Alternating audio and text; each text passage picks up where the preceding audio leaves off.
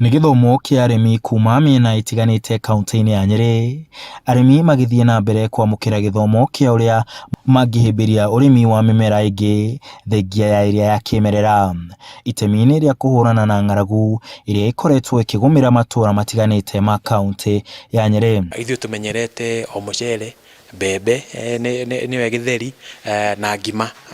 Rĩu nĩ gũthiĩte tũgĩthomithagia andũ nĩguo mamenye kwĩna mĩthemba ĩngĩ ya irio andũ mangĩrĩa.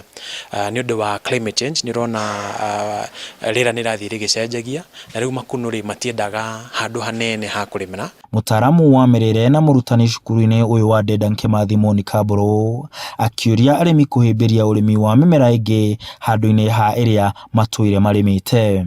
Tukinyite handũ irio ici tucigarurire hanini tuongerere kindu kingi kingĩrehe mawega makĩria thĩinĩ wa mwĩrĩ witũ. Gũkũ Kimathi University nĩ tureka research ya chia na rĩu nĩ turehete ũhoro wa makunũ. Ũrĩmi wa chia tukoretwo tukiaria ũhoro waguo ta mĩaka ĩna rĩu mĩthiru, na tugakorwo tugĩthomithia arĩmi na magakorwo makĩmĩrĩma na makiona mawega mayo. Thirikari onayo rĩu ĩgĩthingatwo kũnyita itemi harĩ gũthomithia arĩmi ũhoro wĩgiĩ kwandandũra ũrĩmi ũrĩa ũngĩmahe mbeca na magetha marĩa magĩrĩire. Cokanĩrĩria waste ya mũgũnda ũkamĩtreat ũrĩa yagĩrĩire, ũkahanda makunũ na ũkona kĩndũ kĩngĩ ũngĩrĩa gĩkĩrĩte ona icio ngĩakĩrĩma rĩrĩa kũroira. Koguo rĩ ũrĩmi ũyũ nĩ mwega ũkĩhĩmbĩrio tondũ nĩ ũrĩmi ũronania ku diversify kĩrĩa tũreka thĩinĩ wa mũgũnda, na gũkoragwo hĩndĩ ciothe nĩ tũrakũria irio atĩ ona rĩrĩa kuoma no tũthiĩ twĩke ũndũ ũngĩ na still tũkorwo na irio thĩinĩ wa mĩciĩ. Arĩmi a Chia nao makiuga ona thengia wa ũrĩmi ũyũ kwaga kũhĩmbĩrio na njĩra nene nĩ ũrĩmi ũngĩkorwo na umithio kũrĩ arĩmi mangĩũyũkia wega. Mbegũ ona kilo ta 5 cia mbegũ.